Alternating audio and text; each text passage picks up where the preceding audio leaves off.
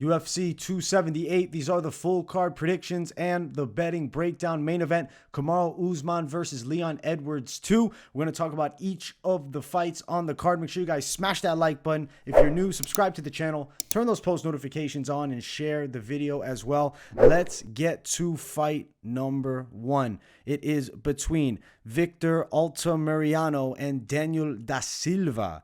I am going to be going towards the side of Daniel da Silva to win.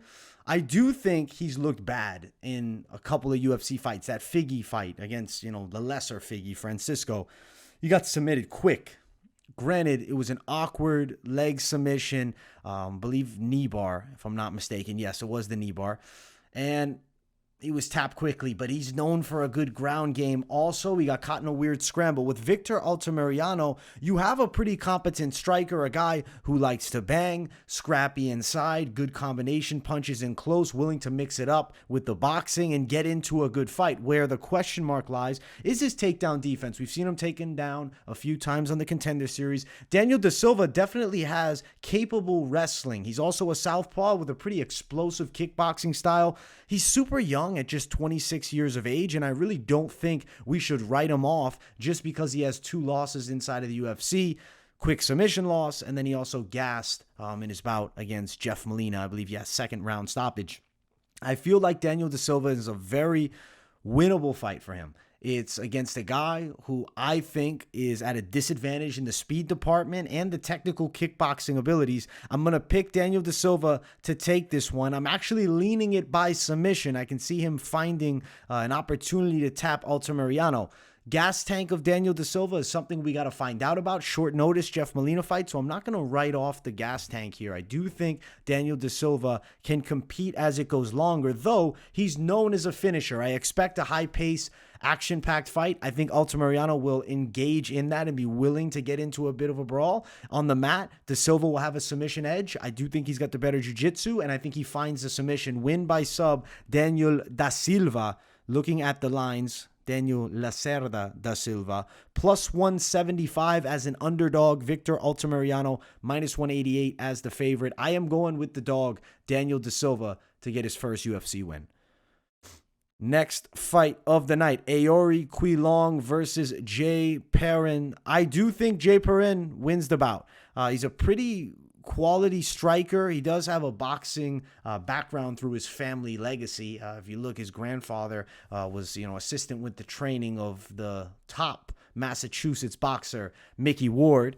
Jay, also from the Massachusetts region, though now trains out of Las Vegas. I do feel like Perrin on the feet has a kickboxing and boxing advantage over Aoriqileng, who has a good brawling striking style. He closes distance well with overhands. He'll mix it up inside, and he's willing to get into an entertaining fight. I think Perrin will also have a bit of an edge in the clinch and maybe even in the takedowns, though Aoriqileng I don't think will be easy for Jay to control. I see this as a very competitive fight. Perrin losing the last one, but if you look, that loss to Mario Batista, I think personally aged well. Aoriqileng on the opposite side, win in the last one. The opponent, it was Cameron Else. He stops him, right? Else is not at the level of Perrin. I know the record's the same, but Perrin is actually a pretty good fighter, and I expect him to get his hand raised in a competitive bout. I think he outboxes Aoriqileng, technically speaking. His jab is definitely there.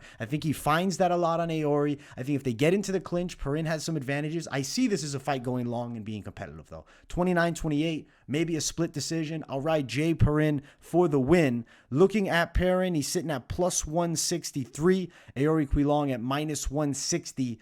I like Perrin as a dog. I think he's very live, and I do think he beats Aoriqileng. Next fight, Amir Albazi versus Francisco Figueiredo. I am riding with Amir Albazi. He's got some clear advantages, I think, in the wrestling department. I think he's the physically stronger guy. I'm not super impressed with Francisco Figueiredo. He's kind of lackadaisical. I know he got the win over Daniel da Silva in the last one. He caught him with that knee bar early.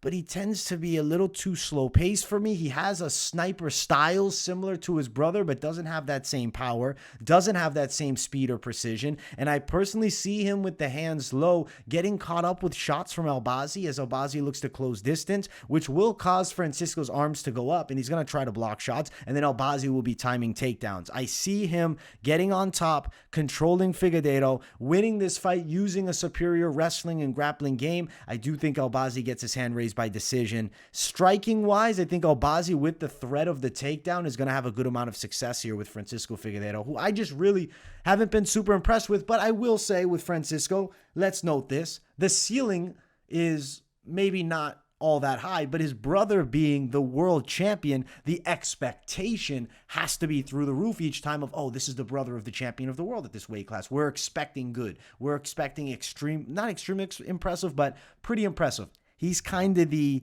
Antonina Shevchenko of this one. Sister Valentina, top dog, beast.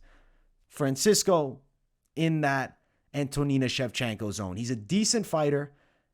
Okay skill set, granted, not even at the point where you could compare him to her, being Francisco to Antonina, because he's not a ranked guy. He's in the back end of the flyweight division. I think he loses to Amir Albazi here. I like Albazi's wrestling game, but granted, the layoff, a year and 6 months, not a great look, and the win, not huge against Zhumagulov, but he's going to beat Francisco Figueiredo in this fight. Francisco is a true lesser version of his brother. I think he's going to be put on his back by Amir Albazi and lose a unanimous decision. I'm going Albazi for the win, and he is a large favorite, minus 350, Figueiredo plus 320. I remember Albazi's hype in multiple fights. He seems to be a guy that has potential in this flyweight division. We'll see how far he can take it. Definitely a win over Francisco Figueiredo is a must for Albazi as a contender. We're going Amir, the Prince Albazi, by a unanimous decision. Next fight of the night, AJ Fletcher versus Ange Loosa. I'm actually going to be picking Ange Loosa here. I think he's a more technical striker than Fletcher. Though Fletcher is a beast, he's definitely powerful. He has very good kicks and surprising dexterity and explosiveness. His wrestling is good, but Ange Loosa also has a confident and competent, really, grappling game. You look, he trains at Killcliff FC, Killcliff Fight Club, which, if you guys don't know, is formerly Sanford MMA. So he's training alongside a very good talent there. Loosa does have a recent win over John Doomsday Howard, who at one point was in the UFC. Granted, different stylistic matchup. He did wrestle with Howard a lot in that fight. AJ Fletcher's a pretty quality wrestler. I think Loosa's defense will actually be better than majority are expecting. Fletcher had a good fight with Matthew Selmasberger, but there were moments where it was all over the place, and he ends up losing that bout. I think Loosa's going to beat him too. I think Loosa has a tricky Muay Thai style standing that he'll touch up AJ Fletcher. And let's note, height is the same, but you have a real reach edge on the Loosa side. It's 7 inches the advantage for him over AJ Fletcher. I think Ange Loosa, hand raised, win by a decision. Not an easy bout because AJ Fletcher is a quality prospect, but Loosa gets it done and gets himself signature win in the UFC. Loosa is an underdog at plus 140. AJ Fletcher at minus 150, the favorite. I'm liking Loosa's chances as plus money dog against a very game AJ Fletcher. I will say, if AJ Fletcher can be successful on takedowns and we start seeing top control, kind of have a feeling the way the fight's going to go. But I'm expecting Ange Loosa's defense to be there, and I also think his stand-up game is going to be more technical, and I think he lands more significant strikes on his way to a hard-fought and competitive decision over AJ Fletcher. Let's get to the next one. Ladies going after it. Miranda, Maverick, and Shanna Young 2. Not official rematch because the fight was an exhibition tournament bout. It was a 1-round fight. Miranda Maverick got the back of Shanna Young and submitted her in the first round, though Shanna Young was resisting the takedown a bit. I mean, granted, the fight was 2.5 minutes long. It wasn't a fight that went very far, but Shanna Young, for moments, was resisting the takedown. And maybe here, she'll resist the takedown for a little bit. She'll strike for a bit, but she's going to get submitted eventually. I think Miranda Maverick submits Shanna Young in the first or second round. Maverick's a pretty decent striker, definitely an athletic girl with a high ceiling. I think her abilities definitely are there even now. There's like quality prospect for sure. The loss to Macy Barber was in a controversial decision. She didn't deserve to lose that fight. Erin Blanchfield did dominate her. Blanchfield's grappling is A1. But Maverick bounced back in the last one, the win over Sabina Mazo. I think Shanna Young is like on that Mazzo level, and Maverick's got to have high confidence knowing she already quickly tapped Young and dominated her on the floor.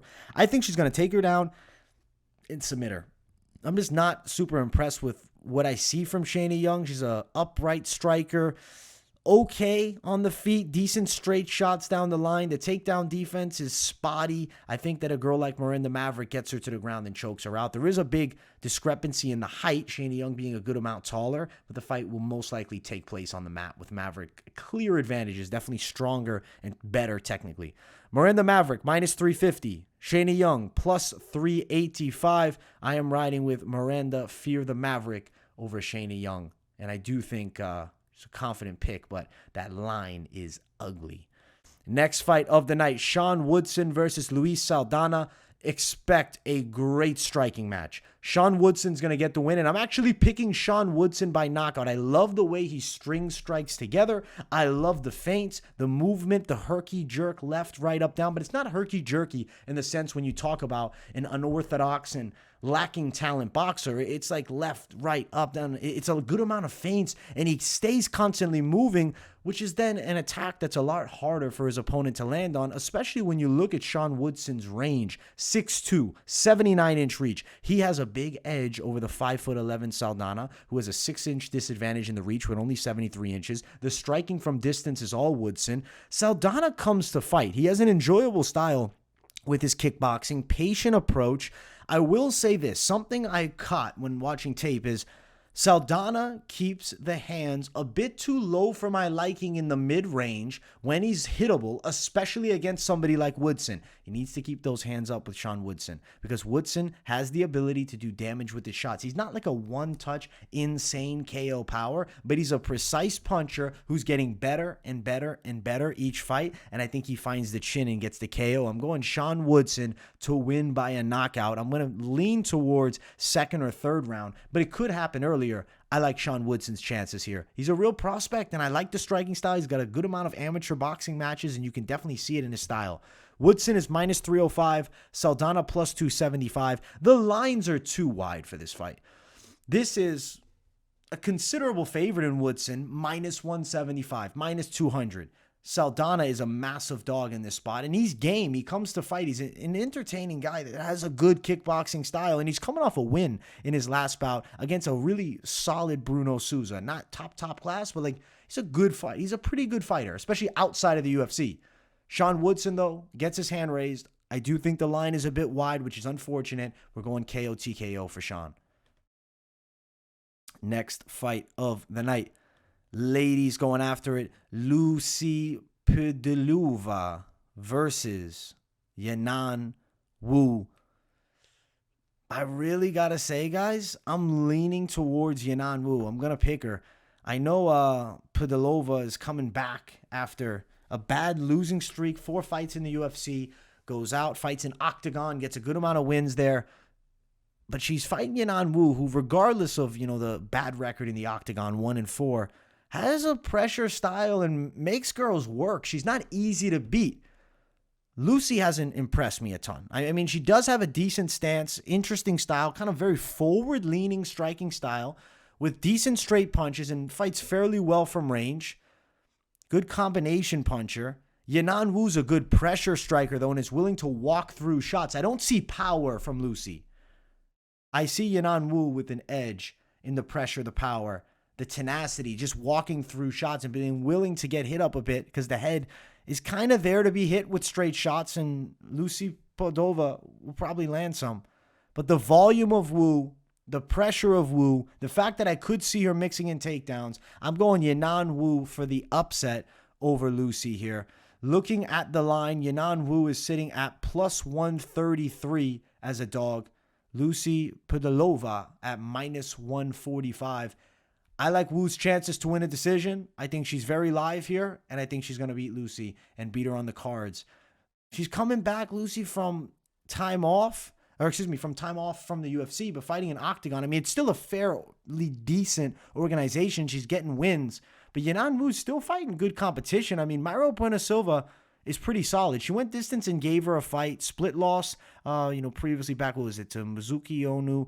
She fought Jocelyn Edwards, has a win in the mix. Mazani, the loss to Mazani's a bad look. That's 4+ years ago. I think Yanan Wu takes it on the cards here in a competitive fight over Lucie Pudilová. Our featured prelim of the night, Jared Gordon versus Leonardo Santos. I am riding with Jared Gordon. I think Leonardo Santos is past his prime. He was really solid in his prime. Unfortunately, never really made his way up to the top of the weight class. He has a pretty upright kickboxing style with a fair amount of pop in the hands. He was looking good against Clay Guida. Nearly had him out of there, then gasses out and gets himself choked out by the wrestler. Jared Gordon can definitely wrestle. He's got a bit of pop in his hands. Not known for getting KOs. I think this is the fight that Jared Gordon gets the much-needed finish that'll jump the stock up a bit. I think he's going to knock Leonardo Santos out in the first or second round. Santos, to me, seems past the prime. I do think that he has game jiu-jitsu for sure. Gordon should definitely be the more athletic and explosive guy. I think he's going to close that gap and get inside and clinch up a bit. But I think he's actually going to work boxing from close range and have success over Leonardo Santos. I think Santos takes that third L here. I'm riding Jared Gordon by knockout. I know he's not known as a knockout artist, but he's a pretty good striker. I like the hooks on him. I like the way he closes distance. I think he has a game boxing skill set, and I think it can shine here against a past his prime Leonardo Santos. We're going Gordon, win, and I'm going to pick him by knockout. He's a massive favorite, -292. Santos +265. These lines are kind of odd to me. I feel like I'm looking at Bellator here because Santos, if he wouldn't have taken that loss to Clay Guida, it'd be a competitive line. If he wouldn't have fought since a year and 11 months ago against Roman Bogatov, where he didn't look great in that fight, but he did get the win, I think he's a favorite, or at least a close money underdog. He's a massive dog against Jared Gordon. I think Gordon beats him. I'm picking him to win. I'm leaning the KO, crazy enough, but I don't understand why these odds are as wide as they are. I guess books are looking at it as Santos well past his prime. I understand that. Jared Gordon, I think he finds the chin here and gets the KO. We're riding with him to win, but he is a large favorite, unfortunately. Let's jump to the main card. If you guys have not yet, make sure to smash the hell out of the like button. And if you're new, subscribe to the channel. Tyson Pedro versus Harry Hunsucker. We're picking Tyson Pedro. He's going to kill Harry Hunsucker. Hunsucker decides he wants to drop to light heavyweight. He's 0-2 in the octagon. He doesn't seem UFC level in the slightest, but he got himself that UFC contract, jumping in, taking the fight. It was against Tai Tuivasa. Yeah, real short notice, and Tuivasa kills him. Justin Tafa kills him. Now, he gets thrown Tyson Pedro. Pedro should also slaughter Harry Hunsucker. I'm saying first round knockout. Pedro's got a good kickboxing style. He fights well from distance. I like his kicking skills. I like his confidence, and I like knowing in the back of our minds, Tyson Pedro can grapple. He's solid on the floor as well. I feel like he's going to touch up Hunsucker with some kicks, but he's going to find that chin with a straight punch, and he's going to put Harry Hunsucker down. Pedro also known for some dynamite calf kicks. He's developed a quality game. He was away for a while, lost to Shogun nearly 4 years ago, comes back 2.5 months ago, destroys Villanueva. He's going to destroy Hunsucker, and I really think Tyson Pedro can become a pretty good fighter. That long layoff, I was concerned, is he going to be able to bounce back? I think he looks better than he ever has, and I'm excited for the future on Tyson Pedro. Pedro win, knockout, first round. It won't be close. -645 Tyson Pedro. That's some Dagestani lines here. To +565 for Hunsucker. Pedro win, knockout, and it shouldn't be competitive. Next fight of the night, Marcin Tybura and Alexandr Romanov. I'm picking Alexandr Romanov to smother Tybura on the ground. Tybura is known for quality takedown defense. He definitely can grapple in his own right. But Romanov, he's a problem. He decided to lose body fat, and he still is carrying the strength of somebody that's 290 pounds. I think he's going to be explosive and quick in the wrestling department, get Tybura down, and I think Tybura is going to be in serious trouble when he's on his back. I think Romanov's going to beat him up from the top position. I'm going Romanov to win KO TKO. I think he's going to ground and pound stoppage him. So I'm leaning at TKO, ground and pound. Tybura's stand-up game is mid.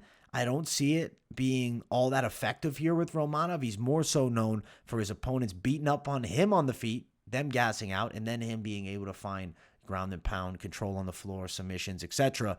Romanov, there's not going to be any option to grapple. And if Romanov wants to test his striking a bit and touches up Tybura, I can't see Tybura having the crutch of landing the takedown in the slightest. There's no chance that he does. It's going to be win, Alexandr Romanov, destruction, ground and pound, second round TKO is going to be the official call. Romanov is minus 325 as the favorite. Tybura plus 285 as the dog. I am riding Alexandr Romanov to get the win. Let's get to the featured bout of the night. José Aldo versus Merab Dvalishvili. I'm picking José Aldo. Merab is a hell of a pressure chain wrestler with a ton of forward momentum. He has pretty decent punches to close that distance, but there's openings where he can get hit. Marlon Moraes hurt him bad in that fight. José Aldo can definitely find success, but I think the other thing with Aldo that we have to remember is he's got incredible takedown defense for the most part. He moves extremely well. He's got the big cage, so I don't think Merab's going to be able to smother him here. I think Aldo's going to look extremely good and put on a really quality performance against a game Merab Dvalishvili. How does he get it done? I think Merab's coming to fight and going to give it his all. Aldo will have to match him in that department. I know we haven't seen a ton of finishes from Aldo at 135, but I feel like this could be the one. Iffy on method of victory, but I'm going to lean knockout José Aldo. Could see it on the scorecards too.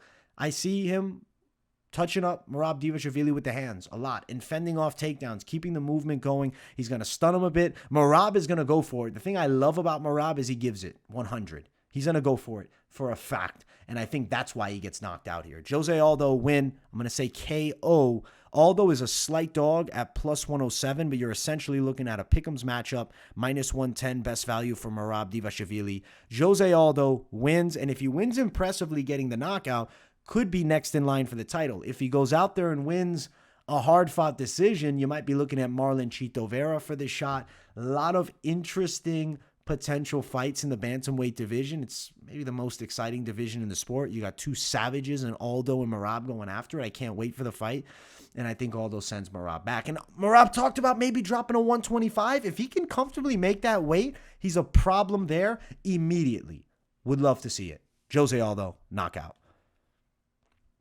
Next fight of the night, Paulo Costa versus Luke Rockhold. Paulo Costa is the pick. You can't pick Luke Rockhold rationally. Yes, he's a tricky southpaw, really quick kickboxer, precise with a hell of a wrestling background, but he's 37. He hasn't fought in 3 years. He got knocked out against Jan Blachowicz bad. Previously to that, it was the Yoel Romero loss, which how many years ago now? 4.5 years ago. His lone win is to David Branch, who's no longer in the UFC. Bisping knocked him out. Weidman he beats in an impressive fashion, but that's years and years and years ago. Paulo Costa is going to touch that chin in the second round and knock him out. I do think Rockhold can be competitive for the first round, but he's going to get hit eventually. Those hands are low, and there's always shots sliding through. Paulo Costa, he's not a bad grappler either. He's not easy to take down. I don't think Rockhold's going to have this wrestling to really pull out of his back pocket and just out-wrestle Paulo. I don't see it happening. I think Paulo's going to be there. I think Paulo hurts him with his punches, and I think Paulo Costa is going to sleep Luke Rockhold in the second round. It might look similar to that Jan Blachowicz fight. It might be quicker. Paulo might starch him in the first, but Rockhold is going to get put to sleep once again, which is unfortunate. I like Luke Rockhold. He's Strikeforce champ, dominant, had a great run. UFC champ previously.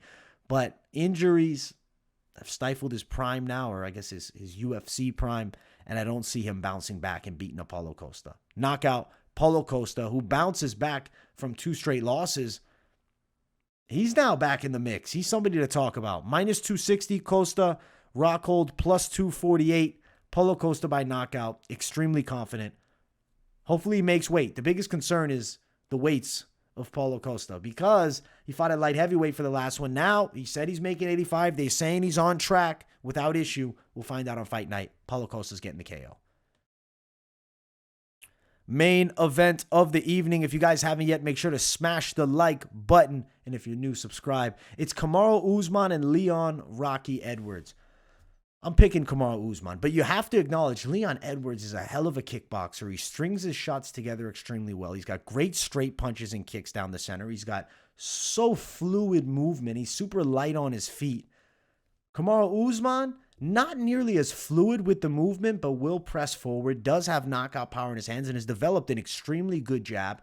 Next level athlete, very good wrestling, extremely physically strong guy, and he's not going to get tired, and he's also hard to hurt. He's one of the most durable fighters we've seen. I mean, he's gotten hit by big punches, and he always seems to be able to just weather back. He recovers quickly. Leon Edwards, I don't think it's the knockout on Usman. I actually think this fight's probably going a bit long. I see Usman looking to neutralize the Leon Edwards striking game, which isn't good. Leon Edwards moves and he's slick. He's hard to fight from distance. I think Usman goes towards his old way, the wrestling, the clinch control. I think a smarter game plan for Usman here is to kind of do what he did against Masvidal that first time and just kind of, I don't want to say lay and pray him, but control against the cage, foot stomp his ass. I do think Usman will be more impressive than that, though. He's going to look to let the hands fly, and I could see him hurting Leon Edwards if he lands something clean, but it's not going to be easy to do. I know people will say, oh, but Nate Diaz rocked him. Listen, Nate Diaz got his ass handed to him for 24 minutes and 40 seconds. And then, yes, he landed that big shot right at the end of the fight, didn't follow up, doesn't get the win. Leon Edwards was almost perfect for that whole fight. He dominated Nate. Different stylistic matchup. Usman should get the win. I'm going to lean him decision.